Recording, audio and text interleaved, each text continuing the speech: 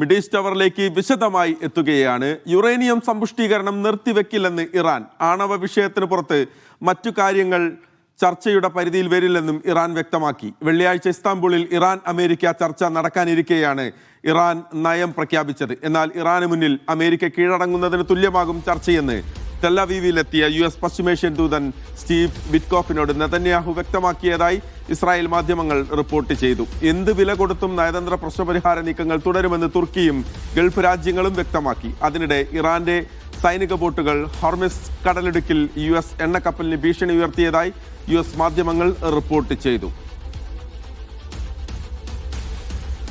MCA Nasar ചേരുകയാണ്, വിവരങ്ങളുമായി വിശദാംശങ്ങളുമായി ചേരുകയാണ്. MCA, നമുക്കറിയാം വെള്ളിയാഴ്ച വലിയ ഒരു പ്രതീക്ഷയോടെയാണ് പശ്ചിമേഷ്യൻ രാജ്യങ്ങൾ എല്ലാവരും കാത്തിരിക്കുന്നത്. അപ്പോൾ ഇറാൻ നിലപാടിൽ നിന്ന് ഒരു ഇഞ്ച് പിറകോട്ടില്ല എന്ന് മാത്രമല്ല, യുറേനിയം സമ്പുഷ്ടീകരണം നിർത്തിവെക്കില്ല എന്നുള്ള കർശനമായ രീതിയിൽ കാര്യങ്ങൾ പറയുന്നു. അമേരിക്കയുടെ ആവശ്യം തള്ളിക്കൊണ്ട് തന്നെയാണ് വെള്ളിയാഴ്ച ഈ ചർച്ചയ്ക്ക് ഇസ്താംബൂളിലേക്ക് ഇറാൻ എത്തുന്നത്. മഹേഷ്, തീർച്ചയായിട്ടും തങ്ങളുടെ പ്രഖ്യാപിതമായിട്ടുള്ള നിലപാടിൽ യാതൊരു വിട്ടുവീഴ്ചയും ഉണ്ടാകില്ല എന്ന കൃത്യമായിട്ടുള്ള സൂചനയാണ് ഇറാൻ പ്രസിഡന്റും അതോടൊപ്പം തന്നെ പരമോന്നത ആത്മീയ നേതാവും നൽകുന്നത്. ഇറാൻ ഔദ്യോഗികമായി തന്നെ ഇക്കാര്യം സ്ഥിരീകരിച്ചിട്ടുണ്ട്. കാരണം രാജ്യം ഉൾക്കൊണ്ട അല്ലെങ്കിൽ രാജ്യം പാലിച്ചു വരുന്ന കൃത്യമായിട്ടുള്ള ചില നിലപാടുകളുണ്ട്. അതിൽ നിന്ന് പുറകോട്ട് പോകാൻ ആവുകയില്ല. അതേസമയം ഒരു തുറന്ന ചർച്ചയ്ക്ക് അമേരിക്കയുമായിട്ട് സന്നദ്ധമാണ്. അതിൻ്റെ അടിസ്ഥാനത്തിലാണ് ഇപ്പോൾ ചില കൂടിയാലോചനകൾ മധ്യസ്ഥ രാജ്യങ്ങളുമായിട്ട് നടക്കുന്നത്. വെള്ളിയാഴ്ച ചർച്ച നടക്കുമെന്ന കാര്യത്തിൽ ഏറെക്കുറെ ഇരു രാജ്യങ്ങളും സ്ഥിരീകരിച്ചിട്ടുണ്ട്. പക്ഷേ ഇസ്തംബൂളിൽ തന്നെ ആവണം വേദി എന്നൊരു നിലപാടായിരുന്നു മധ്യസ്ഥ രാജ്യങ്ങൾ മുന്നോട്ട് വെച്ചത്. പക്ഷേ അതിൽ മാറ്റം വേണമെന്ന് ഏറ്റവും അവസാനം ഇറാൻ ആവശ്യപ്പെട്ടതായിട്ടുള്ള റിപ്പോർട്ടുകൾ പുറത്തു വരുന്നുണ്ട്. ഒമാനിൽ ഈ ചർച്ച നടക്കണമെന്നാണ് ഇറാൻ ആഗ്രഹിക്കുന്നത്. അക്കാര്യം മധ്യസ്ഥ രാജ്യങ്ങൾ മുഖേന അമേരിക്കയെ അറിയിച്ചതായിട്ടുള്ള റിപ്പോർട്ടുകളാണ് ഏറ്റവും അവസാനം ലഭ്യമാകുന്നത്. എന്തായാലും ചർച്ച സ്റ്റീവ് വിറ്റ്കോഫും അതോടൊപ്പം തന്നെ അബ്ബാസ് അറാഗ്ചിയും, ഇറാന്റെ വിദേശകാര്യമന്ത്രിയാണ്, അദ്ദേഹവും അമേരിക്കയുടെ പശ്ചിമേഷ്യൻ ദൂതനും തമ്മിലായിരിക്കും ചർച്ച നടക്കുക. ആണവ പദ്ധതിയുടെ കാര്യത്തിൽ മാത്രമായി ഈ ചർച്ച പരിമിതപ്പെടുത്തണമെന്ന് നേരത്തെ തന്നെ ഇറാൻ വ്യക്തമാക്കിയിട്ടുണ്ട്. അതായത് മറ്റ് ബാലിസ്റ്റിക് മിസൈൽ സാങ്കേതികത, അതോടൊപ്പം തന്നെ ഈ അടുത്ത കാലത്ത് നടന്ന സർക്കാർ വിരുദ്ധ പ്രക്ഷോഭത്തിൽ പങ്കെടുത്തവർക്കുള്ള ശിക്ഷാ നടപടികൾ ഉൾപ്പെടെയുള്ള ഒരു കാര്യങ്ങളും ഈ ചർച്ചയിലേക്ക് കൊണ്ടുവരാൻ തങ്ങൾക്ക് താല്പര്യമില്ല. അത്തരം വിഷയങ്ങളൊക്കെയും ചർച്ചയ്ക്ക് പുറത്തു നിർത്തണമെന്നാണ് ഇറാൻ ആവശ്യപ്പെട്ടിരിക്കുന്നത്. അതുകൊണ്ട് തന്നെ അമേരിക്കയെ സംബന്ധിച്ചിടത്തോളം ഈ ചർച്ചയുമായിട്ട് മുന്നോട്ട് പോവുക എന്നത് എത്ര കണ്ട് അവർക്ക് പിന്നെ അത് ഉൾക്കൊള്ളാൻ സാധിക്കുമെന്ന കാര്യത്തിലും അവ്യക്തത നിലനിൽക്കുകയാണ്. ഇപ്പോൾ ഏറ്റവും അവസാനമായി ഇറാനിൽ നിന്ന് ലഭ്യമാവുന്ന ഒരു റിപ്പോർട്ടുകൾ, ഇത് അമേരിക്കൻ ഉദ്യോഗസ്ഥരെ ഉദ്ധരിച്ചുകൊണ്ട് റോയിട്ടേഴ്സാണ് ആ റിപ്പോർട്ട് പുറത്തുവിട്ടിരിക്കുന്നത്. അതായത് ഹോർമുസ് കടലിടുക്കിൽ ഒരു ഡ്രോൺ, ഇറാൻ അയച്ചിരിക്കുന്ന ഡ്രോൺ അമേരിക്ക വെടിവെച്ചിട്ടതായിട്ടുള്ള റിപ്പോർട്ട് ഇപ്പോൾ ഏറ്റവും അവസാനം പുറത്തു വന്നിട്ടുണ്ട്. റോയിട്ടേഴ്സ് വാർത്താ ഏജൻസിയാണ് അക്കാര്യം സ്ഥിരീകരിച്ചിരിക്കുന്നത്. പക്ഷേ ഏത് സാഹചര്യത്തിലാണ്, എപ്പോഴാണ് ഈ ഡ്രോൺ വെടിവെച്ചിട്ടത് എന്നത് സംബന്ധിച്ച കൃത്യമായിട്ടുള്ള വിശദാംശങ്ങൾ ലഭ്യമായിട്ടില്ല. അതോടൊപ്പം തന്നെയാണ് ഒരു 6 ഇറാന്റെ നാവിക ബോട്ടുകൾ അമേരിക്കയുടെ യുദ്ധക്കപ്പലിന് നേർക്ക് വന്നതായിട്ടും അവരെ പിന്നെ ആ കപ്പൽ നിർത്തിക്കാനുള്ള ഒരു നീക്കം നടന്നതായിട്ടുള്ള റിപ്പോർട്ടുകളും അമേരിക്കൻ മാധ്യമങ്ങൾ പുറത്തുവിടുന്നുണ്ട്. പക്ഷേ ഇത് ഏത് ദിവസം നടന്നു, എപ്പോഴാണ് ഈ സംഭവം ഉണ്ടായത്, പിന്നെ ഏതെങ്കിലും അർത്ഥത്തിലുള്ള പിന്നെ ഒരു ഏറ്റുമുട്ടലിലേക്ക് കാര്യങ്ങൾ നീങ്ങിയോ എന്നത് സംബന്ധിച്ചിട്ടുള്ള അവ്യക്തത നിലനിൽക്കുന്നുണ്ട്. എന്തായാലും ഈ മേഖലയിൽ ആ സംഘർഷ സാഹചര്യം തുടരുന്നതിനിടെയാണ് ഇപ്പോൾ വെള്ളിയാഴ്ച തീരുമാനിച്ചിരിക്കുന്ന ഈ ചർച്ച നടക്കാൻ പോകുന്നത്. ആ ചർച്ചയിലൂടെ പ്രതിസന്ധി പരമാവധി പരിഹരിക്കപ്പെടുമെന്ന പ്രതീക്ഷയാണ് ഗൾഫ് രാജ്യങ്ങൾക്കും അതോടൊപ്പം തന്നെ തുർക്കിക്കുമുള്ളത്. ഏതായാലും അതുമായി ബന്ധപ്പെട്ട വളരെ ശക്തമായിട്ടുള്ള നീക്കങ്ങളാണ് ഈ മധ്യസ്ഥ രാജ്യങ്ങൾ തുടരുന്നത്. എന്തായാലും ട്രംപിന്റെ ഭാഗത്തു നിന്ന് പ്രകോപനപരമായിട്ടുള്ള ഒരു പ്രതികരണവും പിന്നിട്ട 2 ദിവസമായിട്ട് ഉണ്ടായിട്ടില്ല. ഇറാന്റെ ഭാഗത്തും നിന്നും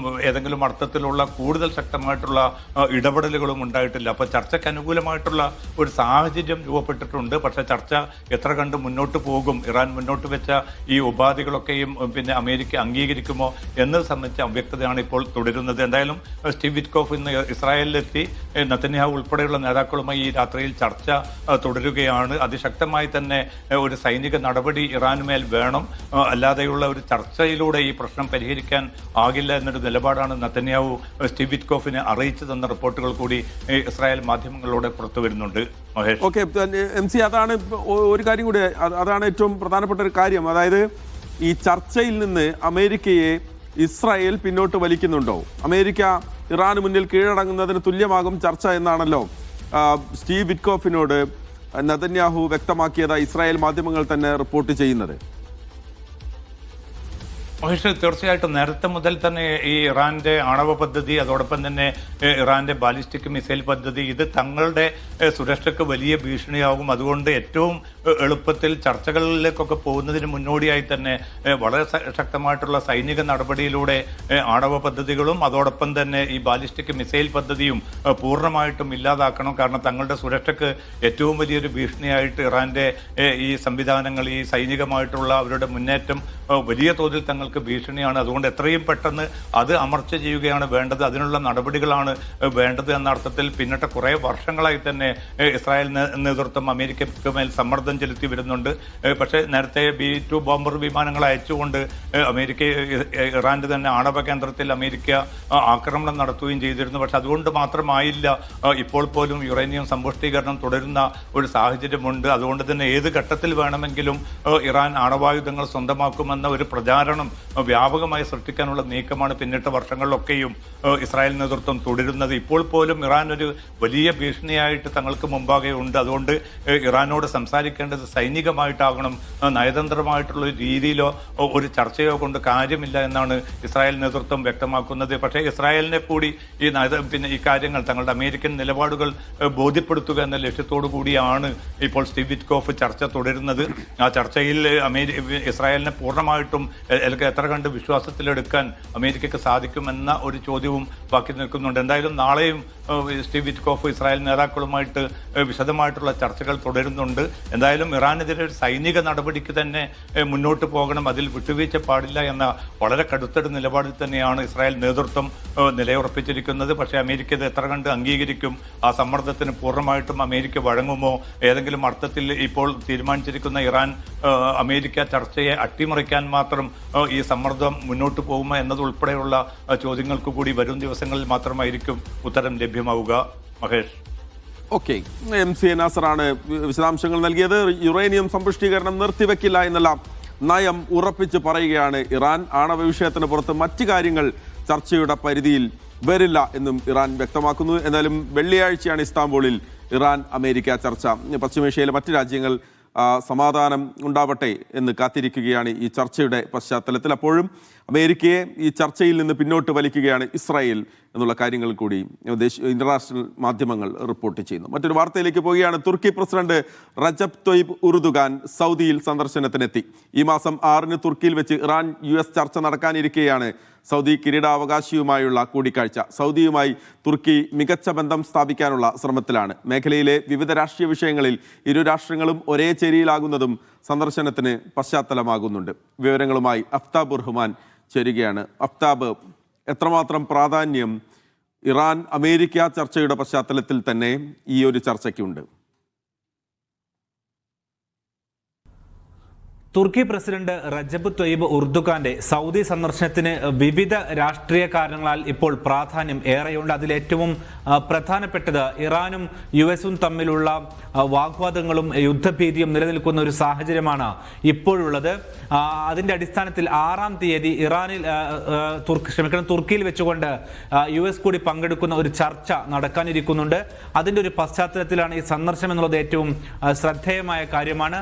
രണ്ടാമത്തേത് പശ്ചിമേഷ്യയിൽ തന്നെ വിവിധ രാഷ്ട്രീയ സാഹചര്യങ്ങളാലും കാരണങ്ങളാലും ഉരുത്തിരിഞ്ഞു വരുന്ന പുതിയ രാഷ്ട്രീയ സമവാക്യങ്ങളുണ്ട്. അതിൽ തന്നെ സൗദി അറേബ്യയും തുർക്കിയും ഖത്തറും ഈജിപ്തുമെല്ലാം ചേർന്നുകൊണ്ടുള്ള പുതിയ രാഷ്ട്രീയ ചിത്രങ്ങൾ തെളിഞ്ഞു വരുന്ന ഒരു പശ്ചാത്തലം കൂടി നിലവിലെ സാഹചര്യത്തിലുണ്ട്. അതും ഈ ഒരു സന്ദർശനത്തിന് പശ്ചാത്തലമൊരുക്കുന്നു. മൂന്നാമത്തേത്, ഏറെ കാലമായി 2018-ന് ശേഷം തുർക്കിയുമായി നല്ല ബന്ധത്തിലായിരുന്നില്ല സൗദി അറേബ്യ ഉണ്ടായിരുന്നത്. പക്ഷേ അതിനുശേഷം നേരത്തെ അവരുടെ വ്യാപാര മേഖലയിൽ തന്നെ ഇത് ബാധിക്കുകയും ചെയ്തിരുന്നു. അതിന് പിന്നാലെ ഇവർ ബന്ധം പുനഃസ്ഥാപിക്കുന്നു. അതിനുശേഷം തുർക്കിയും സൗദി അറേബ്യയും തമ്മിലുള്ള ബന്ധം ഏറ്റവും ഊഷ്മളമായി നിൽക്കുന്ന ഒരു പശ്ചാത്തലം നിലവിലെ സന്ദർശന സാഹചര്യത്തിനുണ്ട്. അതുകൊണ്ട് തന്നെ ആ നിലക്കുള്ള വിവിധ ചർച്ചകൾ ഒരു പക്ഷേ ഇവിടെ നടക്കാനിരിക്കുന്നു. പ്രത്യേകിച്ച് സൗദി അറേബ്യയും തുർക്കിയും തമ്മിൽ വിവിധ രാഷ്ട്രീയ മേഖലകളിൽ ഒന്നിച്ചു നിൽക്കുന്ന ഒരു പശ്ചാത്തലമുണ്ട്. പ്രത്യേകിച്ച് സൊമാലിയ, സുഡാൻ, അതോടൊപ്പം തന്നെ ഏറ്റവും ഒടുവിൽ ഗസ ഉൾപ്പെടെയുള്ള വിഷയങ്ങളെല്ലാം ഒന്നിച്ചു നിൽക്കുന്ന സാഹചര്യമുണ്ട്. ഈ പശ്ചാത്തലങ്ങളിൽ കൂടിയാണ് ഈ ചർച്ചകൾ നടക്കുന്നത്. സൗദി കിരീടാവകാശി മുഹമ്മദ് ബിൻ സൽമാൻ രാജകുമാരനുമായി തുർക്കി പ്രസിഡന്റ് ചർച്ചകൾ നടത്തും. എന്തൊക്കെയായിരിക്കും ഈ ചർച്ചയുടെ ഉള്ളടക്കം എന്നുള്ളത് ഇരു രാഷ്ട്രങ്ങളുടെയും തലവന്മാരോ അല്ലെങ്കിൽ ഔദ്യോഗിക മാധ്യമങ്ങളോ പുറത്തുവിട്ടിട്ടില്ല. പക്ഷെ അന്താരാഷ്ട്ര മാധ്യമങ്ങൾ ഇതുമായി ബന്ധപ്പെട്ടുള്ള നിരവധി സ്പെക്കുലേഷൻ, അതായത് വിവിധ ഊഹങ്ങൾ മുന്നോട്ട് വെക്കുന്നുണ്ട്. അതിൽ പ്രത്യേകിച്ച് ഇറാനുമായുള്ള സംഘർഷത്തിലേക്ക് പോകാതെ ആ യുദ്ധം ഒഴിവാക്കാനുള്ള സാഹചര്യത്തിലേക്ക് കാര്യങ്ങൾ എത്തിക്കുക എന്നത് തന്നെയാണ് ഏറ്റവും പ്രധാനപ്പെട്ട കാര്യം. കാരണം ഈ മേഖലയിൽ ഏതെങ്കിലും തരത്തിലൊരു യുദ്ധത്തിലേക്ക് കാര്യങ്ങൾ ഇനി പോയി കഴിഞ്ഞാൽ സ്വാഭാവികമായിട്ടും അത് ഉണ്ടാക്കുന്ന വ്യാപാര മേഖലയിലെയും വാണിജ്യ മേഖലയിലെയും ഒപ്പം തന്നെ ക്രൂഡ് ഓയിൽ മേഖലയിലും എല്ലാം അത് ഉണ്ടാക്കാൻ പോകുന്ന ഒരു ഇമ്പാക്ട് അത് വലുതായിരിക്കുമെന്ന് ഈ രാഷ്ട്രങ്ങൾ തിരിച്ചറിയുന്നുണ്ട്. അതുകൊണ്ട് തന്നെ സൗദി അറേബ്യ അവരുടെ നിലപാട് യുദ്ധം ഒഴിവാക്കണമെന്നുള്ള അവരുടെ നിലപാട് നേരത്തെ സൗദിയുടെ പ്രതിരോധ മന്ത്രിയും ഒപ്പം തന്നെ സൗദി കിരീടാവകാശിയുടെ സഹോദരനുമായ ഖാലിദ് ബിൻ സൽമാൻ രാജകുമാരൻ വഴി നേരത്തെ യുഎസിനെ അറിയിച്ചതാണ്. അതിന് പിന്നാലെയാണ് ഇപ്പോൾ തുർക്കി പ്രസിഡന്റിന്റെ സൗദി അറേബ്യയിലേക്കുള്ള വരവ് കൂടി ഉണ്ടാകുന്നത്. ആ നിലക്ക് രാഷ്ട്രീയ പ്രാധാന്യങ്ങൾ ഏറെയുണ്ട്. ഒരു പക്ഷേ ഈ ചർച്ചകൾക്ക് ശേഷം അതുമായി ബന്ധപ്പെട്ട ഏതെങ്കിലും തരത്തിലുള്ള ഈ ചർച്ചയുടെ ഉള്ളടക്കം സംബന്ധിച്ച് ഒരു പക്ഷേ സൗദിയുടെ ഔദ്യോഗിക വാർത്താ മാധ്യമങ്ങൾ വിവരങ്ങൾ പുറത്തുവിടും എന്നുള്ളതാണ് പ്രതീക്ഷിക്കുന്നത്. ഏതായിരുന്നാലും ഇറാനുമായുള്ള സംഘർഷം കൂടുതൽ വ്യാപിക്കാത്ത തരത്തിൽ ആ ചർച്ചകൾ മുന്നോട്ട് പോകുവാനാണ് തുർക്കിയും സൗദി അറേബ്യയും താല്പര്യപ്പെടുന്നത്. അതിന്റെ കൂടി ഉള്ളടക്കം ഇതിനകത്തുണ്ടാകും. മാത്രവുമല്ല, ഗസയുടെ പുനർനിർമ്മാണവുമായി ബന്ധപ്പെട്ട് സൗദി അറേബ്യയിൽ വലിയ തോതിലുള്ള പൗരന്മാരെ ഉപയോഗപ്പെടുത്തിക്കൊണ്ടിരിക്കുന്ന സാമ്പത്തിക ക്യാമ്പയിനുകൾ നടന്നുകൊണ്ടിരിക്കുന്നുണ്ട്. അതുകൊണ്ട് തന്നെ ഗസയുമായി ബന്ധപ്പെട്ട അതിന്റെ ഭാവി, പശ്ചിമേഷ്യയിലെ സിറിയ ഉൾപ്പെടെയുള്ള വിഷയങ്ങളിൽ സൗദി അറേബ്യയും തുർക്കിയും ഒന്നിച്ചു നിൽക്കുന്ന സാഹചര്യമുണ്ട്. ഇതടക്കമുള്ള വിഷയങ്ങൾ, ഇറാഖുമായി ബന്ധപ്പെട്ട വിഷയങ്ങൾ, സുഡാനുമായി ബന്ധപ്പെട്ട വിഷയങ്ങൾ, സോമാലിയയുമായി ബന്ധപ്പെട്ട വിഷയങ്ങൾ, ഇതെല്ലാം തന്നെ ഈ ചർച്ചകളുടെ ഉള്ളടക്കമായി വരുമെന്നുള്ളതാണ് അന്താരാഷ്ട്ര മാധ്യമങ്ങൾ ചൂണ്ടിക്കാട്ടുന്നത്. ഏതായിരുന്നാലും കിരീടാവകാശിയുമായുള്ള കൂടിക്കാഴ്ചയ്ക്ക് ശേഷമായിരിക്കും ഇത് സംബന്ധിച്ചുള്ള ഔദ്യോഗിക വിവരങ്ങൾ പുറത്തുവിടുക. ഓക്കെ, അഫ്താബ് റഹ്മാനാണ് വിവരങ്ങൾ നൽകിയത്. തുർക്കി പ്രസിഡന്റ് റജബ് തൊയ്ബ് ഉർദുഗാൻ സൗദിയിൽ സന്ദർശനത്തിനെത്തി. ഈ മാസം 6 തുർക്കിയിൽ വെച്ച് ഇറാൻ US ചർച്ച നടക്കാനിരിക്കെയാണ് സൗദി കിരീടാവകാശിയുമായുള്ള അദ്ദേഹത്തിൻ്റെ കൂടിക്കാഴ്ച. അഫ്താബ് റഹ്മാനാണ് അതിൻ്റെ വിശദാംശങ്ങൾ പങ്കുവച്ചത്. മറ്റൊരു വാർത്തയിലേക്ക്. റഫ അതിർത്തി പൂർണ്ണമായി തുറന്ന തിങ്കളാഴ്ച ഈജിപ്തിലെത്തിയത് 5 രോഗികളടക്കം 12 പേർ മാത്രം. ലോകാരോഗ്യ സംഘടനയാണ് ഇക്കാര്യം അറിയിച്ചത്. അടിയന്തര ചികിത്സ തേടി ആയിരങ്ങൾ ഗസയിൽ കാത്തുനിൽക്കുന്ന സാഹചര്യത്തിലാണ് ഇത്രയും കുറച്ചു പേർ മാത്രം ഇസ്രായേൽ ഭരണകൂടം അതിർത്തി കടക്കാനുള്ള അനുമതി നൽകിയത്. അതിനിടെ ഇസ്രായേൽ പ്രധാനമന്ത്രി ബെന്യാമിൻ നെതന്യാഹുവുമായി US ദൂതൻ സ്റ്റീവ് വിറ്റ്കോഫ് ചർച്ച നടത്തി.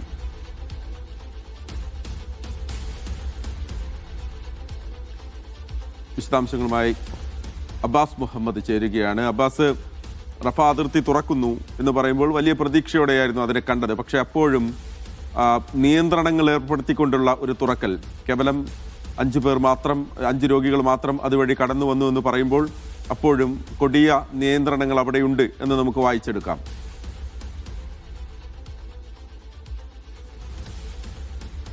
മഹേഷ്, തീർച്ചയായിട്ടും ഏറെക്കാലത്തെ കാത്തിരിപ്പിനൊടുവിലാണ് റഫ അതിർത്തി തുറക്കുന്നത് സാധ്യമായത്. അവസാനത്തെ ബന്ദിയുടെ അവശേഷിപ്പും ഇസ്രായേലിന് കൈമാറിയതോടു കൂടിയാണ് റഫ അതിർത്തി തുറക്കണമെന്ന ആവശ്യം ശക്തമായത്. ഈ ബന്ദിയുടെ അവശേഷിപ്പ് ലഭിച്ച് 2 ദിവസം കഴിഞ്ഞിട്ടാണ് ഈ റഫ അതിർത്തി തുറക്കുന്നത് തന്നെ. ഫെബ്രുവരി 1 ഞായറാഴ്ചയാണ് റഫ അതിർത്തി അതിൻ്റെ ട്രയൽ റൺ അടിസ്ഥാനത്തിൽ തുറന്നത്. തിങ്കളാഴ്ചയോട് കൂടിയാണ് അതിൻ്റെ ഒരു ഫുൾ ഫ്ലെഡ്ജ്ഡ് ഓപ്പണിംഗ് സാധ്യമായത്. ആ ദിവസം 5 രോഗികളടക്കം 5 രോഗികളും അതുപോലെ 7 കൂട്ടിരിപ്പുകളും ബന്ധുക്കളും അടക്കം വെറും 12 പേർക്ക് മാത്രമാണ് റഫ അതിർത്തി കടന്ന് ഈജിപ്തിലേക്ക് സഞ്ചരിക്കാനുള്ള അനുമതി ഉണ്ടായത്. ഇത് തന്നെ നമുക്ക് വ്യക്തമാകുന്ന കാര്യം, വളരെ കർശനമായ നിയന്ത്രണങ്ങളോടുകൂടി മാത്രമാണ് ഇസ്രായേൽ നിലവിൽ ഗസയിൽ നിന്ന് ഈജിപ്തിലേക്കുള്ള യാത്ര അനുവദിക്കുന്നുള്ളൂ എന്നുള്ളത്. വളരെ വലിയ സുരക്ഷാ ക്ലിയറൻസാണ് നിലവിൽ റഫേൽ താമസിക്കുന്ന ഈജിപ്തിലേക്ക് പോകാനായി കാത്തു കഴിയുന്ന ഗസക്കാർ അനുഭവിച്ചു കൊണ്ടിരിക്കുന്നത്. ഈ വലിയ സുരക്ഷാ ക്ലിയറൻസുകൾക്ക് ശേഷം മാത്രമേ ഇങ്ങോട്ട് പോകാനാകൂ എന്നുള്ളത് ഒന്നാമത്തെ കാര്യമാണ്. രണ്ടാമത്തെ വളരെ പ്രധാനപ്പെട്ട കാര്യം, ഈ 5 രോഗികൾ മാത്രം ഇന്നലെ തിങ്കളാഴ്ച കടന്നുപോയി എന്ന് പറയുമ്പോൾ റഫേൽ കാത്തുകിടക്കുന്നത്, അടിയന്തര മെഡിക്കൽ അറ്റൻഷൻ കിട്ടാൻ വേണ്ടി കാത്തുകിടക്കുന്നത് 22,000 രോഗികളാണ്. അതിൽ 4000-ഓളം കുട്ടികളുണ്ട്. ഇങ്ങനെ അർജൻറ്റായിട്ടുള്ള മെഡിക്കൽ അറ്റൻഷൻ കിട്ടേണ്ട 10,000-ങ്ങൾ കാത്തുകിടക്കുന്ന വേളയിലാണ് ഇസ്രായേൽ അതിൻ്റെ ക്രൂരത തുറന്നുകൊണ്ടിരിക്കുന്നുണ്ടെന്ന് നമ്മൾ മനസ്സിലാക്കേണ്ട പ്രധാനപ്പെട്ട കാര്യം. ഗസയിലെ ഒരു സാഹചര്യത്തെക്കുറിച്ച് നമുക്കറിയാം. 2 വർഷമായി തുടരുന്ന യുദ്ധത്തിൽ ഗസയിൽ ഓൾമോസ്റ്റ് എല്ലാ ആശുപത്രികളും പ്രവർത്തനരഹിതമായ നിലയിലാണ്. വളരെ ചുരുങ്ങിയ ആശുപത്രികൾ, ചികിത്സാ സംവിധാനങ്ങൾ മാത്രമാണ് അവിടെ പ്രവർത്തിക്കുന്നത്. 34 ആശുപത്രികളും അതുപോലെ 120-ലേറെ ചികിത്സാ സംവിധാനങ്ങളും അവിടെ തകർന്ന് തരിപ്പണമായി എന്നാണ് UN-ൻ്റെ തന്നെ കണക്കുകളുള്ളത്. ഇതോടൊപ്പം തന്നെ ഈ അർജൻറ്റ് മെഡിക്കൽ അറ്റൻഷൻ കിട്ടേണ്ട ആളുകൾ, ഇവർക്ക് വിദേശത്ത് ചികിത്സ കിട്ടേണ്ട ആളുകളാണ്. ഈ വിദേശത്ത് ചികിത്സ കിട്ടാനായിട്ട് WHO ലോകാരോഗ്യ സംഘടനയാണ് അവർക്ക് ഒരു പെർമിഷൻ നൽകുന്നത്. ഇങ്ങനെയുള്ള ആളുകൾക്ക് അടിയന്തരമായിട്ട് റഫ അതിർത്തി കടന്ന് ഈജിപ്ത് വഴി അല്ലെങ്കിൽ ഈജിപ്തിലേക്ക് അല്ലെങ്കിൽ മറ്റ് വിദേശ രാജ്യങ്ങളിലേക്ക്, അറബ് രാജ്യങ്ങളിലേക്ക് അവർക്ക് ചികിത്സക്കായി പോകേണ്ടതുണ്ട്. അത് എന്നാണ് സാധ്യമാകുക എന്നുള്ളൊരു ആശങ്ക ഈ ഒരു സാഹചര്യത്തിൽ നിലനിൽക്കുന്നുണ്ട്. കാരണം 5 പേർ പോയി എന്നൊക്കെ നമ്മൾ പറയുമ്പോൾ മാക്സിമം ഒരു 50 പേരെയൊക്കെ കടത്തിവിടാനാണ് ഇസ്രായേൽ ഭരണകൂടം നിലവിൽ ആലോചിച്ചു കൊണ്ടിരിക്കുന്നത്. എന്നാൽ ഇതൊന്ന് പൂർത്തിയാകുമെന്നുള്ള കാര്യത്തിൽ അതിൽ യാതൊരു നിശ്ചയവും നിലവിൽ നമുക്കില്ല. സൗദി ബഹ്റൈൻ കിങ് ഫഹദ് കോസ്വേയിൽ ഡിസ്കൗണ്ട് പാക്കേജുകൾ പ്രഖ്യാപിച്ച് കോസ്വേ അതോറിറ്റി. ടോൾ നിരക്ക് വർധനവിന് പിന്നാലെയാണ് പാക്കേജുകൾ പ്രഖ്യാപിച്ചത്. തുടർച്ചയായി യാത്ര ചെയ്യുന്നവർക്കും അതോറിറ്റി ആപ്പ് വഴി പണമടയ്ക്കുന്നവർക്കുമാണ് നിരക്കിളവ് ലഭിക്കുക. ടോൾ നിരക്ക് വർധനവിന് പിന്നാലെ ഡിസ്കൗണ്ട് പാക്കേജുകൾ പ്രഖ്യാപിച്ച് king Fahd causeway authority. Causeway app വഴി പണമടക്കുന്നവർക്ക് 40% വരെ ഡിസ്കൗണ്ട് ലഭ്യമാകും. Frequent flyer package, frequent traveller package, round trip package എന്നിങ്ങനെ 3 പാക്കേജുകൾക്കാണ് നിരക്കിളവ്. ഫ്രീക്വന്റ് ഫ്ലയർ പാക്കേജിൽ 40% വരെ കുറവ് ലഭിക്കും. സ്ഥിരമായോ അല്ലെങ്കിൽ ഭൂരിഭാഗം ദിവസങ്ങളിലും കോസ്വേ ഉപയോഗിക്കുന്നവർക്കിത് പ്രയോജനകരമാകും.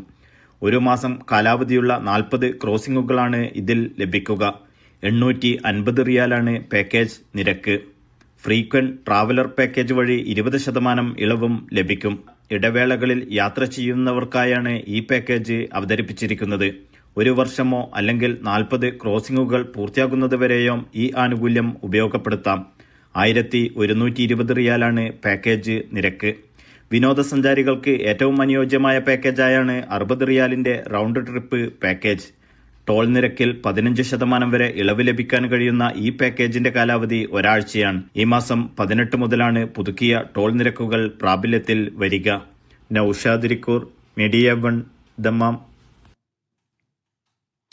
മക്ക മദീന ഹറമുകളിലെ റമദാൻ രാത്രി നമസ്കാരങ്ങൾക്ക് നേതൃത്വം നൽകുന്ന ഇമാമുമാരുടെ പട്ടിക പ്രസിദ്ധീകരിച്ചു. പ്രമുഖ പണ്ഡിതരും ഖുർആൻ പാരായണ വിദഗ്ധരുമാണ് 2 ഇടങ്ങളിലും നേതൃത്വം നൽകുക. അവസാന 10 ദിനങ്ങളിലെ പുലർച്ചെയുള്ള നമസ്കാരത്തിന്റെ പട്ടികയും പ്രസിദ്ധീകരിച്ചിട്ടുണ്ട്. റമദാനെ വരവേൽക്കാൻ വൻ ക്രമീകരണങ്ങളാണ് ഇത്തവണ ഇരു ഹറമുകളിലും ഒരുക്കിയിട്ടുള്ളത്. തറാവീഹ്, തഹജ്ജുദ് നമസ്കാരങ്ങൾക്ക് നേതൃത്വം നൽകാൻ മക്കയിലും മദീനയിലും 7 വീതം ഇമാമുമാരുടെ പട്ടികയാണ് പ്രഖ്യാപിച്ചത്. മക്ക ഹറമിൽ doctor Abdurrahman Al Sudais, doctor Maher Al Muaiqly, doctor Abdullah Al Juhani, doctor Bandar Baleelah എന്നിവരുണ്ടാകും. കൂടാതെ doctor Yasser Al Dossary, sheikh Bandar Al Turki, doctor Waleed Shamsan എന്നിവരും നേതൃത്വം നൽകും. അവസാന 10 ദിനങ്ങളിൽ പുലർച്ചെയുള്ള തഹജ്ജുദ് നമസ്കാരത്തിനും ഇതേ ഇമാമുമാരുടെ നേതൃത്വത്തിൽ പ്രത്യേക ഷെഡ്യൂളും ഉൾപ്പെടുത്തിയിട്ടുണ്ട്. മദീനയിലെ മസ്ജിദ് നബവിയിൽ doctor Abdul Mohsen Al Qasim, doctor Salah Al Budair, doctor Abdullah Al Buaijan എന്നിവരും നേതൃത്വം നൽകും. ഒപ്പം sheikh Ahmed bin Talib Humaid, doctor Khalid Al Muhanna, doctor Ahmed Al Hudhaifi, doctor Muhammad Al Barhaji, doctor Abdullah Al Kharafi എന്നിവരും നേതൃത്വം നൽകും. ഒപ്പം sheikh Ahmed bin Talib Al Humaid, doctor Khalid Al Muhanna, doctor Ahmed Al Hudhaifi, doctor Muhammad Al Barhaji, doctor Abdullah Al Kharafi എന്നിവരും നയിക്കും. വിശുദ്ധ ഖുർആൻ ജനങ്ങൾക്ക് അവതരിച്ച മാസമാണ് റമദാൻ. റമദാനിലെ നോമ്പനുഷ്ഠിച്ചുള്ള പ്രാർത്ഥനക്കും രാത്രി നമസ്കാരങ്ങൾക്കും പുണ്യമേറെയുണ്ടെന്നാണ് ഇസ്ലാമിക പാഠം. Sabith Saleem, media 1, Mecca. ഈ വർഷത്തെ ആഗോള സർക്കാർ ഉച്ചകോടിക്ക് ദുബൈയിൽ തുടക്കമായി. ലോകത്തിന്റെ വിവിധ ഭാഗങ്ങളിൽ നിന്ന് 60-ലധികം രാഷ്ട്രത്തലവന്മാരും 500-ലേറെ മന്ത്രിമാരും ഇത്തവണ ഉച്ചകോടിയിൽ പങ്കെടുക്കുന്നുണ്ട്. ഭാവി സർക്കാരുകളെ രൂപപ്പെടുത്തുന്നു എന്ന പ്രമേയത്തിലാണ് 3 ദിവസം നീളുന്ന ഉച്ചകോടി. മൊത്തം 150-ലേറെ രാജ്യങ്ങളിൽ നിന്നുള്ള പ്രതിനിധികളാണ് ദുബൈയിലെത്തുന്നത്. ദുബൈ ഭരണാധികാരി Sheikh Mohammed bin Rashid Al Maktoum ഉച്ചകോടിയുടെ ഉദ്ഘാടനത്തിന് മുൻപായി സർക്കാർ പവലിയനുകൾ സന്ദർശിച്ചു. ഭരണ നവീകരണം, നിർമ്മിത ബുദ്ധി, സാമ്പത്തിക വളർച്ച, സുസ്ഥിര വികസനം എന്നിവ ലക്ഷ്യമാക്കി വിവിധ രാജ്യങ്ങൾ അവതരിപ്പിച്ച നവീന പദ്ധതികൾ അദ്ദേഹം വിലയിരുത്തി. ജനങ്ങളുടെ അഭിലാഷങ്ങൾ നിറവേറ്റുന്നതിനുള്ള ഏറ്റവും ഫലപ്രദമായ മാർഗം സർക്കാരുകളുടെ നവീകരണമാണെന്ന് ഷെയ്ഖ് മുഹമ്മദ് പറഞ്ഞു. ഉച്ചകോടിയുടെ ആദ്യ ദിനത്തിൽ Arab fiscal forum, Arab young leaders meeting, Arab youth leaders forum, Kuwait UAE സാമ്പത്തിക ഫോറം, ലാറ്റിൻ അമേരിക്ക കരീബിയൻ നിക്ഷേപ ഫോറം തുടങ്ങി ഉന്നതതല സമ്മേളനങ്ങളും മന്ത്രിതല യോഗങ്ങളും നടന്നു. 80-ലധികം അന്താരാഷ്ട്ര സംഘടനകൾ, 700-ലധികം ആഗോള കമ്പനികളുടെ CEO-മാർ, 6250-ലധികം പ്രതിനിധികൾ എന്നിവരും ഉച്ചകോടിയിൽ പങ്കെടുക്കുന്നുണ്ട്. Media 1 Dubai. പുതുതായി കണ്ടെത്തിയ ഓഫ്ഷോർ എണ്ണവാതക പാടങ്ങൾ വികസിപ്പിക്കാൻ ആഗോള എണ്ണ കമ്പനികളെ ക്ഷണിക്കാൻ കുവൈത്ത് പെട്രോളിയം കോർപ്പറേഷൻ തയ്യാറെടുക്കുന്നു. പ്രധാനമന്ത്രി ഷെയ്ഖ് അഹമ്മദ് അബ്ദുള്ള അഹമ്മദ് അസബഹാണ് ഇക്കാര്യം അറിയിച്ചത്. ഊർജ മേഖലയുടെ വളർച്ച വേഗത്തിലാക്കാനും ഹൈഡ്രോ കാർബൺ വിഭവങ്ങളുടെ സാധ്യത പരമാവധി ഉപയോഗിക്കാനുമാണ് നീക്കം. എണ്ണ പൈപ്പ് ലൈൻ ശൃംഖലയ്ക്കായി ലീസ് ബാക്ക് കരാർ പൂർത്തിയാക്കാൻ KPC ആഗോള ധനകാര്യ സ്ഥാപനങ്ങളുമായി ചർച്ച നടത്തുന്നുണ്ടെന്നും വ്യക്തമാക്കി. ഒമാനിലെ ഇന്ത്യൻ സ്കൂളുകളിൽ പുതിയ അധ്യയന വർഷത്തേക്കുള്ള ഓൺലൈൻ രജിസ്ട്രേഷൻ ആരംഭിച്ചു. മസ്കത്തിലേതടക്കം 7 ഇന്ത്യൻ സ്കൂളുകളിലേക്കുള്ള പ്രവേശന നടപടികളാണ് ആരംഭിച്ചത്. പ്രവേശനത്തിന് ഇന്ത്യൻ സ്കൂൾ വെബ്സൈറ്റിൽ ഫെബ്രുവരി 21-നകം രജിസ്റ്റർ ചെയ്യണം.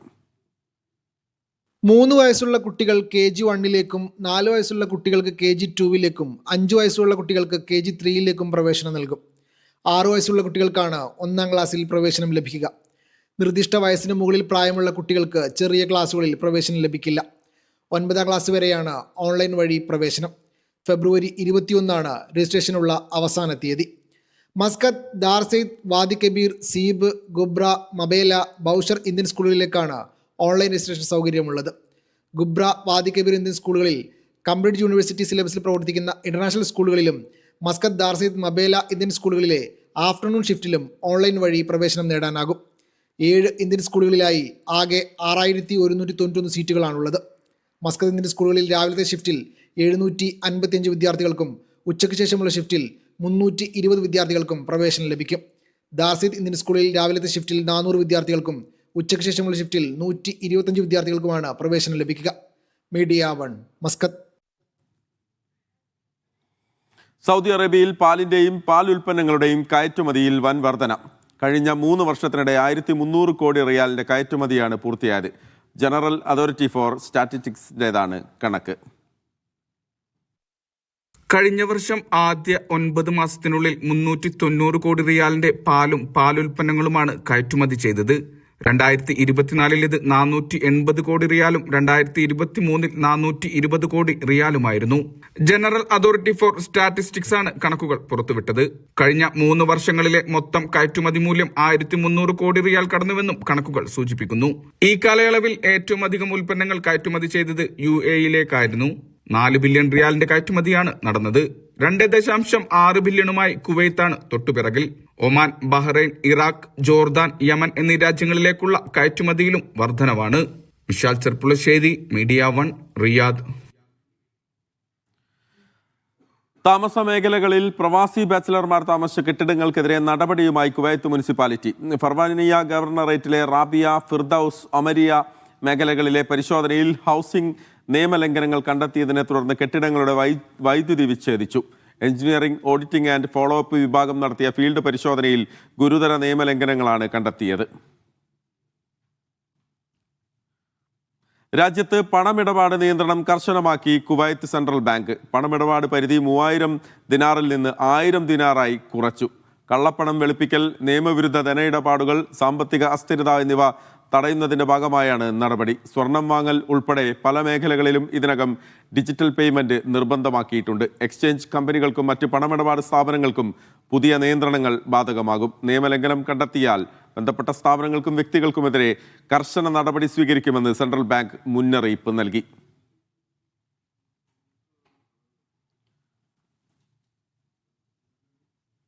കുവൈത്ത് ലേബർ മാർക്കറ്റിൽ തൊഴിലാളികളുടെ എണ്ണത്തിൽ വൻ വർധന. 2025 രാജ്യത്തെ മൊത്തം തൊഴിലാളികളിൽ 32 ലക്ഷത്തിലേറെയായി ഉയർന്നതായി ഔദ്യോഗിക കണക്കുകൾ. പ്രവാസികളിൽ ഭൂരിഭാഗവും ഇന്ത്യൻ തൊഴിലാളികളാണെന്നും റിപ്പോർട്ടിൽ പറയുന്നു. Public authority of civil information പുറത്തുവിട്ട കണക്കുകൾ പ്രകാരം കഴിഞ്ഞ വർഷത്തേക്കാൾ 8.9% വളർച്ചയാണ് രേഖപ്പെടുത്തിയത്. 2024 29.4 ലക്ഷത്തിൽ നിന്ന് 8.9% വർദ്ധിച്ച് 2,62,960 പേരെയാണ് പുതുതായി തൊഴിൽ വിപണിയിൽ ചേർത്തത്. മൊത്തം തൊഴിലാളികളിൽ ഏകദേശം 25% ഗാർഹിക തൊഴിലാളികളാണ്. കുവൈത്ത് പൗരന്മാർ തൊഴിൽ വിപണിയുടെ ഏകദേശം 21%മാണെന്ന് റിപ്പോർട്ടിൽ വ്യക്തമാക്കി. സ്വദേശികളിൽ ഭൂരിഭാഗം പേർ സർക്കാർ മേഖലയിലാണ് ജോലി ചെയ്യുന്നത്. രാജ്യത്തെ തൊഴിലാളികളിൽ ഏകദേശം 27 ലക്ഷം പേർ പ്രവാസികളാണ്. സ്വകാര്യ മേഖലയിലെ വലിയ പങ്കും ഇവരുടേതാണ്. വ്യാപാരം, കൺസ്ട്രക്ഷൻ, സർവീസ് മേഖലകൾ തുടങ്ങിയ വിവിധ രംഗങ്ങളിലാണ് ലക്ഷക്കണക്കിന് പ്രവാസികൾ ജോലി ചെയ്യുന്നത്. അതേസമയം കുവൈത്തികൾ പ്രധാനമായും സർക്കാർ മേഖലയായ അഡ്മിനിസ്ട്രേഷൻ, പ്രതിരോധം, സാമൂഹിക സുരക്ഷ, റിയൽ എസ്റ്റേറ്റ്, ഫിനാൻസ് മേഖലകളിലാണ്.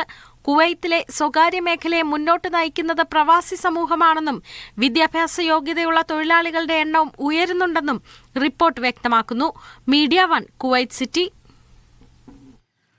ഒമാനിൽ കഴിഞ്ഞ വർഷം ഏറ്റവും കൂടുതൽ റിപ്പോർട്ട് ചെയ്തത് തൊഴിൽ നിയമലംഘനങ്ങളുമായി ബന്ധപ്പെട്ട കുറ്റകൃത്യങ്ങളാണെന്ന് പബ്ലിക് പ്രോസിക്യൂഷൻ. 20,000-ലധികം കേസുകളാണ് ഈ മേഖലയിൽ മാത്രം റിപ്പോർട്ട് ചെയ്തത്. കഴിഞ്ഞ വർഷം 55,164 കേസുകളാണ് ഒമാനിൽ റിപ്പോർട്ട് ചെയ്തത്. 2024 അപേക്ഷിച്ച് 19% വർധനവാണിത്. ഇത്രയും കേസുകളിൽ 73,390 പ്രതികളെ പിടികൂടിയതായും പബ്ലിക് പ്രോസിക്യൂഷൻ പറഞ്ഞു.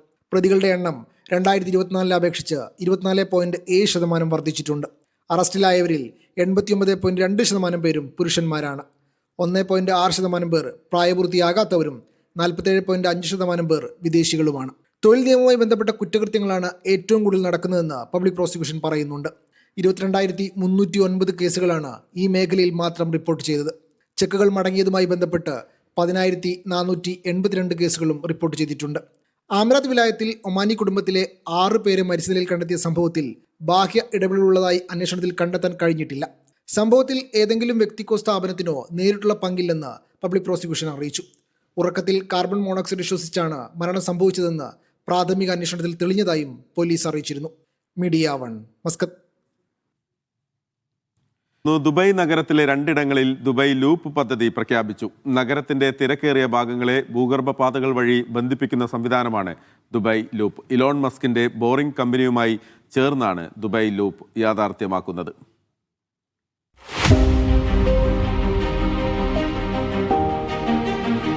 ആദ്യഘട്ടത്തിൽ DIFC, ദുബായ് മാൾ എന്നീ മേഖലകളിലാണ് ദുബായ് ലൂപ്പ് വരുന്നത്. മൊത്തം പദ്ധതിയിൽ 22.2 കിലോമീറ്റർ പാതയും അതിൽ 19 സ്റ്റേഷനുകളുമാണ് ലക്ഷ്യമിടുന്നത്. ആദ്യഘട്ടത്തിൽ 6.4 കിലോമീറ്റർ പാത നിർമ്മിക്കും. DIFCക്കും ദുബായ് മാളിനുമിടയിൽ 4 സ്റ്റേഷനുണ്ടാകും. ഇതുവഴി 100 കാറുകൾക്ക് കടന്നു പോകാൻ കഴിയുമെന്നും DIFCക്കും ദുബായ് മാളിനുമിടയിലെ യാത്രാ സമയം 20 മിനിറ്റിൽ നിന്ന് 3 മിനിറ്റായി കുറയുമെന്നും RTA അധികൃതർ പറഞ്ഞു. ആദ്യഘട്ടത്തിൽ പാതയിലൂടെ ദിവസം 13,000 പേർക്ക് യാത്ര ചെയ്യാനാകും. ലാസ് വെഗാസിന് ശേഷം ഈ പദ്ധതി നടപ്പാക്കുന്ന ആദ്യ നഗരമായിരിക്കും ദുബായ്. ദുബായ് ലൂപ്പിന്റെ നിർമ്മാണം ഉടൻ ആരംഭിക്കുമെന്ന് ആഗോള സർക്കാർ ഉച്ചകോടിയിൽ അധികൃതർ പ്രഖ്യാപിച്ചു. മെട്രോ സ്റ്റേഷനുകളെ ഡ്രൈവറില്ലാ വാഹനങ്ങൾ വഴി ബന്ധിപ്പിക്കുന്ന ദുബായ് പോഡ് പദ്ധതിയും ഇതോടൊപ്പം പ്രഖ്യാപിച്ചിട്ടുണ്ട്.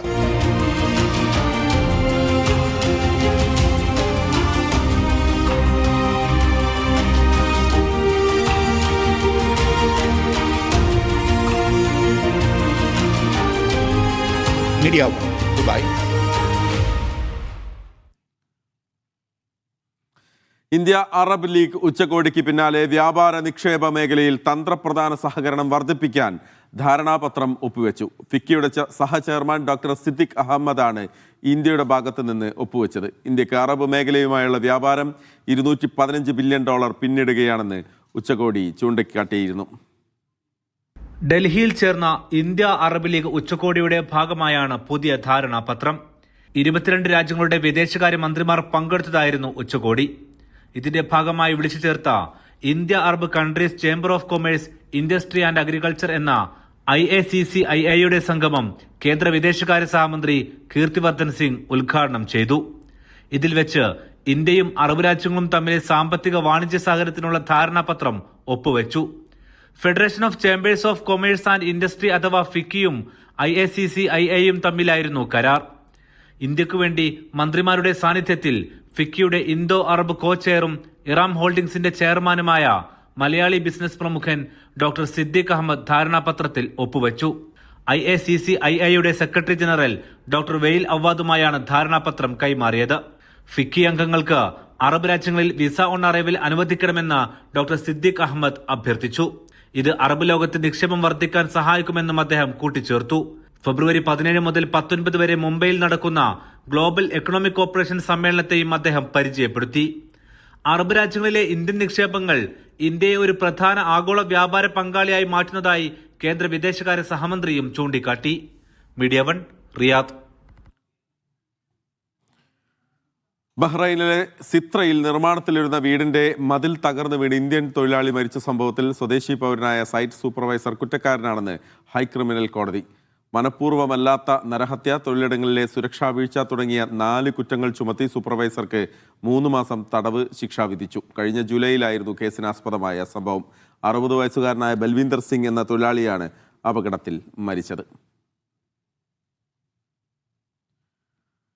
സൗദിയിലെ ഏകീകൃത അടിയന്തര നമ്പറായ 911-ൽ ഒരു മാസത്തിനിടെ ലഭിച്ചത് 27 ലക്ഷത്തിലധികം കോളുകൾ. കഴിഞ്ഞ മാസത്തെ കണക്കുകളാണ് പുറത്തു വന്നത്. മക്ക, മദീന, റിയാദ്, കിഴക്കൻ പ്രവിശ്യ എന്നിവിടങ്ങളിൽ നിന്നാണ് കോളുകളിൽ അധികവും. അടിയന്തര സാഹചര്യങ്ങളിൽ പൊതുജനങ്ങൾക്ക് സഹായ അഭ്യർത്ഥനക്കായി സംവിധാനിച്ചിരിക്കുന്ന ഏകീകൃത നമ്പറാണ് 911.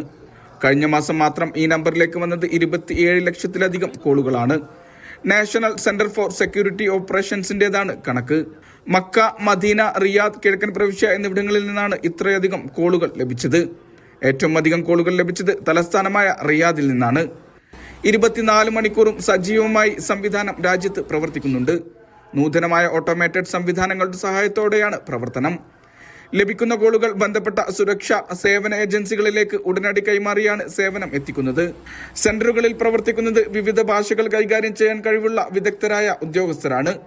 Vishal Cherpulassery, media 1, Riyadh. ഗതാഗത സംവിധാനങ്ങൾ ശക്തിപ്പെടുത്തുന്നതിൽ ആധുനിക സാങ്കേതിക വിദ്യ നിർണായകമാണെന്ന് കുവൈത്ത് ഉപപ്രധാനമന്ത്രിയും ആഭ്യന്തരമന്ത്രിയുമായ sheikh Fahad Yousef Saud Al Sabah. National smart ഗതാഗത സേവന ഫോറത്തിന്റെ ഉദ്ഘാടനത്തിലാണ് അദ്ദേഹത്തിന്റെ പ്രതികരണം. സ്മാർട്ട് സിസ്റ്റങ്ങളും ഡാറ്റാ വിശകലനവും ഉപയോഗിച്ച് റോഡ് സുരക്ഷ വർദ്ധിപ്പിക്കാനും ഗതാഗത നിയന്ത്രണം കൂടുതൽ കാര്യക്ഷമമാക്കാനും കഴിയുമെന്ന് അദ്ദേഹം പറഞ്ഞു. ഗതാഗത സേവനങ്ങൾ നിരീക്ഷിക്കാൻ general traffic department smart electronic monitoring സംവിധാനം ആരംഭിക്കുമെന്ന് ബ്രിഗേഡിയർ ജനറൽ ഖാലിദ് അൽ അദ്വാനി വ്യക്തമാക്കി. ഗൾഫിൽ ആതുര സേവന രംഗത്ത് 50 വർഷം പൂർത്തിയാക്കുന്ന മലയാളി ഡോക്ടർ പാലിയത്താഴത്ത് മുഹമ്മദ് കാസിമിന്റെ ആത്മകഥ ദുബൈയിൽ പുറത്തിറങ്ങി. ആതുര ജീവിത സാഫല്യം എന്ന് പേരിട്ട പുസ്തകത്തിന്റെ പ്രകാശനം Lulu group chairman MA Yusuf Ali നിർവഹിച്ചു. ഡോക്ടർ ഗൾഫാർ P മുഹമ്മദ് അലി ആദ്യ കോപ്പി ഏറ്റുവാങ്ങി. 1977 ജനുവരിയിൽ ഒമാനിലാണ് തൃശൂർ കുറുമ്പിലാവ് സ്വദേശിയായ പാലിയത്താഴത്ത് ഡോക്ടർ മുഹമ്മദ് കാസിം പ്രവാസ ലോകത്തെ ആതുര സേവനത്തിന് തുടക്കം കുറിക്കുന്നത്. പിന്നീട് സൗദി അറേബ്യയിലും UAEയിലുമായി നീണ്ട 50 വർഷത്തോളം അദ്ദേഹം ആരോഗ്യരംഗത്ത് സജീവമായിരുന്നു. സ്വന്തം അനുഭവങ്ങളുടെ സത്യസന്ധമായ അവതരണമാണ് ആതുര ജീവിത സാഫല്യമെന്ന് പ്രകാശനം നിർവഹിച്ച MA യൂസഫ് അലി പറഞ്ഞു. ബിസിനസ് മത്സരങ്ങളിലുള്ളവരൊക്കെ ഓട്ടോബയോഗ്രഫി ചെയ്തിട്ടുണ്ട്. അതിൽ നിന്ന് എക്സ്ട്രാക്ട് എടുത്തുകൊണ്ട് ഒരുപാട് കാര്യങ്ങൾ നമുക്ക് പഠിക്കാനുണ്ട്. ഞാനിതൊരു ഓട്ടോബയോഗ്രഫി എഴുതിയിട്ടില്ല. ഇത് കണ്ടപ്പോൾ ഇനി അതിനെപ്പറ്റി ചിന്തിക്കണം എന്ന് എനിക്ക് തോന്നി.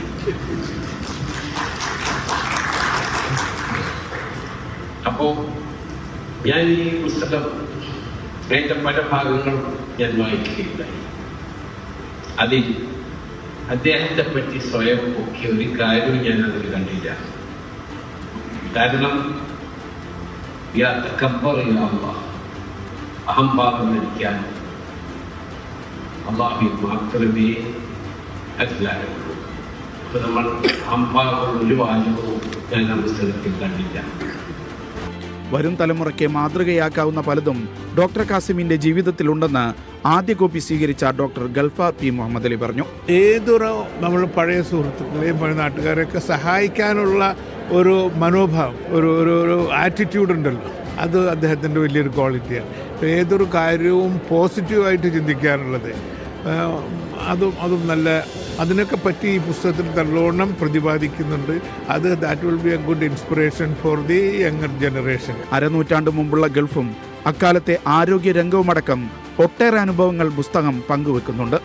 7 decades of my life, particularly അതിലൊരു 50 കൊല്ലത്തെ ഈ പ്രവാസ ലോകത്തുള്ള ജീവിതം വിവിധ രാജ്യങ്ങളിലായിട്ട് പല പ്രവാസികളും വളരെ ബുദ്ധിമുട്ടൊക്കെ തുടങ്ങിയമാതിരിയുള്ള തുടങ്ങുന്നത് എനിക്കുണ്ടായില്ല. ഞാനൊരു ഡോക്ടറായിട്ട് തന്നെയാണ് തുടങ്ങിയത്.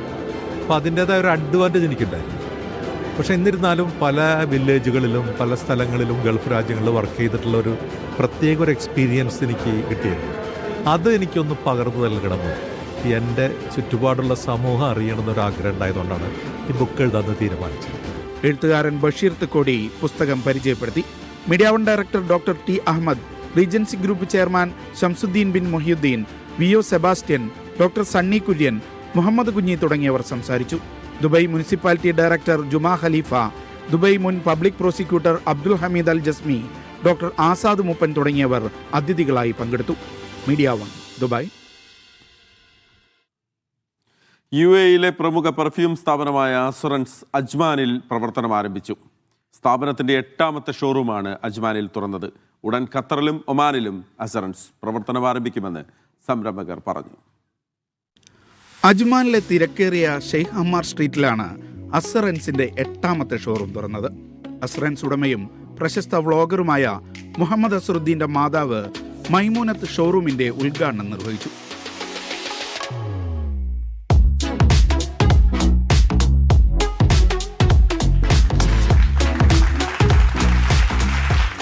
മലയാളികൾക്ക് പുറമെ അറബ് സമൂഹത്തിലും മറ്റു രാജ്യക്കാരിലും അസുറൻസ് ഉൽപ്പന്നങ്ങൾക്ക് സ്വീകാര്യത വർദ്ധിച്ച സാഹചര്യത്തിലാണ് അജ്മാനിൽ ഷോറൂം തുറക്കുന്നതെന്ന് അസർ പറഞ്ഞു.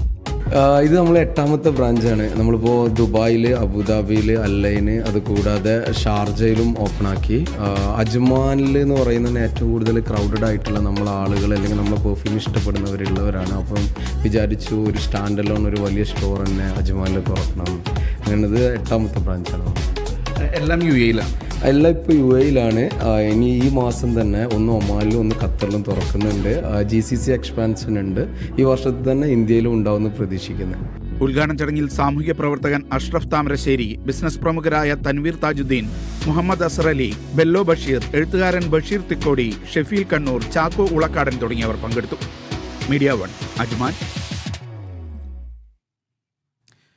സൗദി അറേബ്യയിലെ പ്രമുഖ മലയാളി സംരംഭകനും അറേബ്യൻ ഹൊറൈസൺ സ്ഥാപകനുമായ ഷാക്കിർ ഹുസൈനെ മീഡിയ വൺ ആദരിച്ചു. ജിദ്ദ ചേംബർ ഓഫ് കൊമേഴ്സിന്റെ സാമ്പത്തിക സമിതി അംഗമായി തെരഞ്ഞെടുക്കപ്പെട്ടതിനായിരുന്നു ആദരം.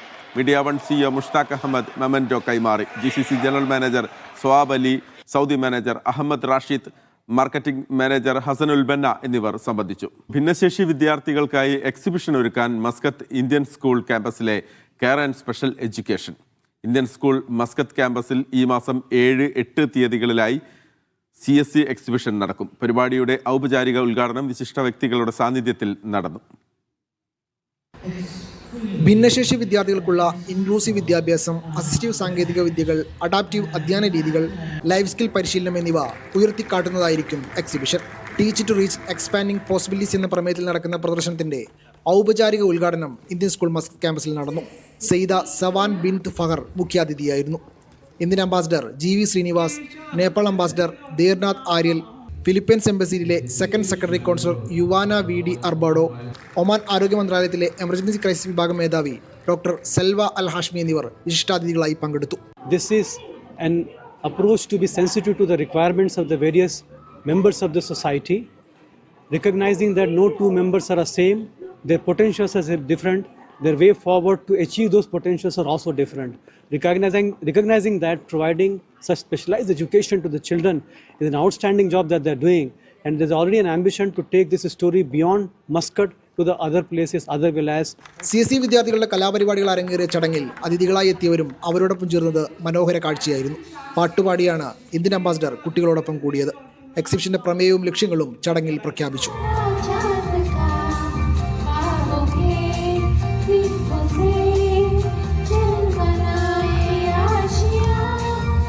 Media one, Muscat. സൗദിയിൽ കേളി കലാ സാംസ്കാരിക വേദിയുടെ നേതൃത്വത്തിൽ റിയാദിൽ വിവിധ കലാകായിക പരിപാടികൾ സംഘടിപ്പിച്ചു. സിൽവർ ജൂബിലിയുടെ ഭാഗമായിരുന്നു ആഘോഷങ്ങൾ. നാടൻ കളികളും വിഭവങ്ങളും ഉൾപ്പെടുത്തിക്കൊണ്ടായിരുന്നു പരിപാടികൾ.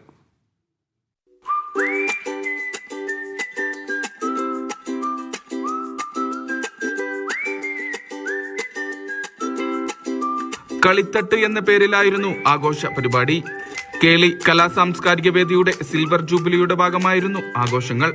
കുളംകര, ചാക്കിലാട്ടം, അന്താക്ഷരി തുടങ്ങിയ നാടൻ കളികൾ ആഘോഷങ്ങൾക്ക് ആവേശമായി. നാടൻ വിഭവങ്ങളായ കഞ്ഞിയും പയറും കപ്പയും കാന്താരിയും തുടങ്ങിയ രുചികളും വിളമ്പി. റിയാദിലെ മലസ് സൺലൈറ്റ് ഇന്റർനാഷണൽ സ്കൂളിലായിരുന്നു പരിപാടി. സീബ കുവോഡ് പരിപാടിയിൽ ഉദ്ഘാടകനായി. ഗഫൂർ ആനമങ്ങാട്, ഷാജി റസാഖ്, മധു ബാലുശ്ശേരി, സുനിൽ കുമാർ തുടങ്ങിയവർ ചടങ്ങ് നിയന്ത്രിച്ചു.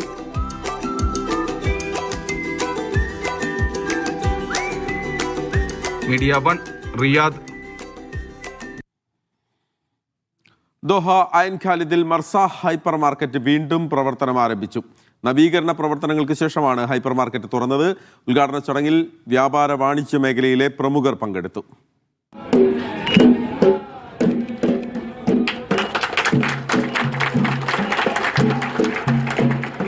മർസ group sponsor Abdul Rahman Muhammad Abdul Aziz Hasawi, managing director Jafar Kandoth, group general manager Haris Khader, മറ്റു വിശിഷ്ടാതിഥികൾ എന്നിവരുടെ സാന്നിധ്യത്തിലായിരുന്നു ഉദ്ഘാടന ചടങ്ങുകൾ. ബജറ്റ് വിലയിൽ ഉൽപ്പന്നങ്ങൾ ലഭ്യമാക്കുന്നതോടൊപ്പം മികച്ച ഷോപ്പിംഗ് അനുഭവം നൽകുക എന്ന ലക്ഷ്യത്തോടു കൂടിയാണ് സ്റ്റോർ നവീകരിച്ചതെന്ന് ജാഫർ കണ്ടോത്ത് പറഞ്ഞു. ഉദ്ഘാടനം ഫുൾ ഓഫർ തന്നെയാണ്. പ്രൈസ് എന്ന് പറഞ്ഞു കഴിഞ്ഞാൽ നമ്മൾ ഈ ഒരു കുറച്ച് ദിവസം സെയിൽ നടക്കുന്നതുകൊണ്ട് പ്രോഫിറ്റ് ചിന്തിച്ചിട്ടേ ഇല്ല. ഫുള്ളായിട്ട് പൊളിച്ച് മാറ്റി രണ്ടാമതൊരു പ്രീമിയം ഔട്ട്ലെറ്റായിട്ട് നമ്മൾ വരുന്നൊരു ഇതാണ്. കാരണം ഈ ഏരിയയിൽ ലേബേഴ്സും കസ്റ്റമർ ഉണ്ട്, എന്നാൽ കൂടെ അത്യാവശ്യം ഖത്തറി, അതുപോലെ കുറച്ച് ആൾക്കാർ, നല്ല കുറച്ച് ഗ്രേഡുള്ള ആൾക്കാരുള്ള ഏരിയയാണ്. കസ്റ്റമേഴ്സിൻ്റെ പിന്തുണ മർസക്ക് റീസെൻ്റ്ലി വളരെ കൂടുതലാണ്. എസ്പെഷ്യലി നമ്മുടെ ടീം, എൻ്റെ ടീം എന്ന് പറയുന്നത് അത്യാവശ്യം നമ്മളെ കൂടെ എന്തിനു നിൽക്കുന്നൊരു ടീമുണ്ട്. ആ ടീമാണ് എൻ്റെ ഏറ്റവും വലിയ വിജയം. ഉദ്ഘാടനത്തിന്റെ ഭാഗമായി ഓഫറുകളും പ്രത്യേക പ്രൊമോഷനുകളും പ്രഖ്യാപിച്ചിട്ടുണ്ട്. നിത്യോപയോഗ സാധനങ്ങൾ മുതൽ ഗ്രോസറി, ഗൃഹോപകരണങ്ങൾ, ഇലക്ട്രോണിക്സ് വരെ ഉൾപ്പെടുന്ന വിപുലമായ ശേഖരമാണ് ഹൈപ്പർ മാർക്കറ്റിൽ ഒരുക്കിയിട്ടുള്ളത്. Media 1 Doha.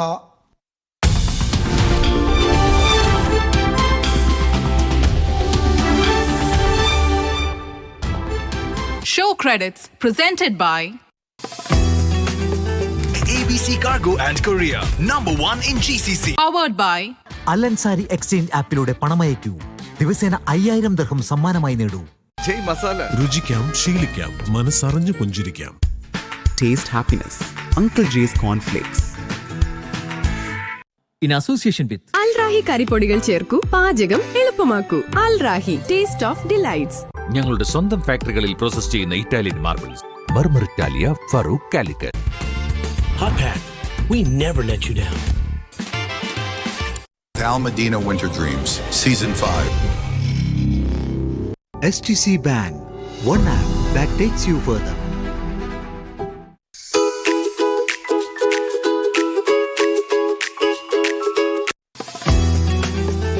ABC Cargo and Korea, #1 in GCC. Read Hardwood, the right choice.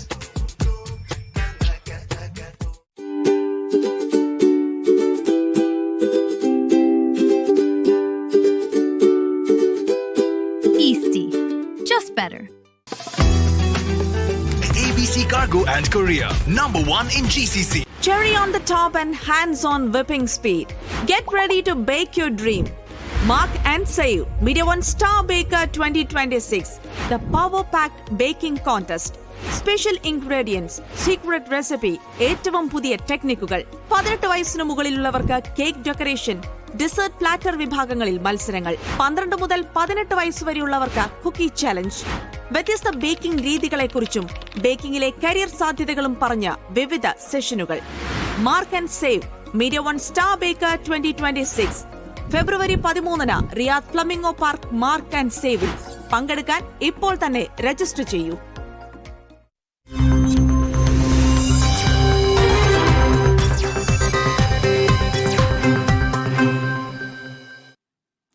British അവറിലേക്ക് തിരികെ എത്തുന്നു. ഷാർജയിൽ നടന്ന അൽ മദീന പ്രീമിയർ ലീഗ് ക്രിക്കറ്റ് മത്സരത്തിൽ ക്ലിക്കോൺ ലെജൻഡ്സ് ജേതാക്കളായി. അൽ മദീന ഗ്രൂപ്പിന് കീഴിലെ സ്ഥാപനങ്ങളെ പ്രതിനിധീകരിച്ച് 10 ടീമുകളാണ് മത്സരത്തിൽ മാറ്റുരച്ചത്. ഷാർജ DCS സ്റ്റെല്ലാർ ഗ്രൗണ്ടിലായിരുന്നു മത്സരങ്ങൾ. കായിക മത്സരം എന്നതിലുപരി ജീവനക്കാർക്കിടയിൽ ഐക്യം ശക്തമാക്കാൻ MPL മത്സരങ്ങളിലൂടെ കഴിഞ്ഞുവെന്ന് അൽമദീന MD അബ്ദുള്ള പൊയിൽ പറഞ്ഞു.